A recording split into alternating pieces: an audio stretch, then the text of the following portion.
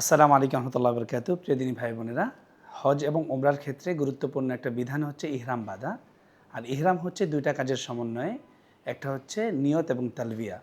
তা আমরা আজকে ইহরাম প্র্যাকটিক্যাল কীভাবে বাঁধতে হয় ওটা আমরা শিখবো ইনশাআল্লাহ। পুরুষের জন্য দুইটা ইহরামের কাপড় প্রয়োজন, একটা হচ্ছে যেটা লুঙ্গির মতো করে আমরা নিচে পরবো, আর একটা হচ্ছে যেটা চাদরের মতো করে আমরা আমাদের গায়ে আমরা ঝরাবো সেটা। নিচের ইহরামটা আমরা কীভাবে পরবো এটা নিয়ে আমাদের অনেক ধরনের সমস্যা হয়। আমরা অনেকেই সেটাকে বাঁধতে পারি না এবং আমাদের কাছে অনেকে জিজ্ঞেস করেন যে এটা কীভাবে বাঁধা যায়। তাদের জন্য আজকে আমাদের এই ভিডিওটা করা। আমরা দুইটা কাপড়কে একসাথে করে নেব এইভাবে, অর্থাৎ পেছন থেকে সামনের দিকে নিয়ে আসব, তারপরে এটাকে আমরা বাম দিকে এভাবে দিয়ে দিতে পারি। বাম দিক থেকে এই কাপড়টাকে একদম এভাবে ধরবো আমরা।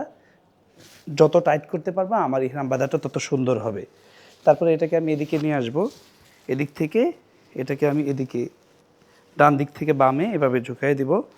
তারপর এই কাজটা খুব সুন্দরভাবে করতে হবে যে এখানে যারটা যত শক্ত হবে বা টাইট হবে সে তত আরামদায়ক তার ইহরামটা হবে। এক্ষেত্রে খেয়াল করতে হবে যে এটা যেন টাকনুর নিচে পৌঁছে না যায়। আচ্ছা, আমি এখন যেভাবে বেঁধেছি একেবারে সিম্পল। এখন যদি আমি এখানে বেল্ট নাও বাঁধি তাও এটা খুলবে না, টেনেও কেউ খুলতে পারবে না। আরও সহজ করার জন্য আমরা এটাকে বেল্ট দিয়ে আমরা বেঁধে রাখবো, যেন আমাদের যত সমস্যাই হয় না কেন আমরা যেন এটা আমাদের থেকে খুলে না পড়ে যায়। মোটামুটি এটা হয়ে গেল। তারপর হচ্ছে দেখতে পাচ্ছেন এটা টাকনুর উপরে আছে এবং এটা নাভির উপরে আছে। দুইটা ভুল আমাদের হয়, অনেকের নাভির নিচে চলে যায়, আবার অনেকের টাকনুর নিচে চলে যায়। এটা যেন না হয়, অবশ্যই টাকনুর উপরে থাকবে এবং নাভির উপরে থাকবে। এইটুকু ঢেকে রাখা আমাদের জন্য ফরজ। আর এটা তো একেবারে সহজ। এটাকে আমরা এভাবে নিয়ে আমরা চাদরের মতো করে আমরা গায়ে সেটাকে জড়িয়ে দিব, তাহলে আমাদের ইহরামের কাজ মোটামুটি শেষ। এটা হচ্ছে আমাদের মোটামুটি ইহরাম।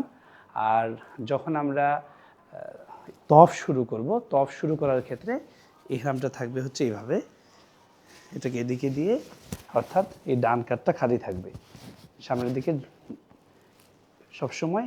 ফরজ তফরত অবস্থায় এই ডান কাত খালি থাকবে আর বাম কাত ঢাকা থাকবে। এই হচ্ছে মূলত আমাদের ইহরাম। আর ইহরামের পুরা ফরজটা হচ্ছে দুইটা কাজের সমন্বয়, সেটা হচ্ছে নিয়ত এবং তালবিয়া। নিয়তটাকে আমরা এইভাবে করতে পারি, আল্লাহ আমরা ওমরার নিয়ত করেছি বা আমরা হজের নিয়ত করেছি, আপনি আমাদের ওমরা অথবা হজকে সহজ করেন এবং কবুল করেন।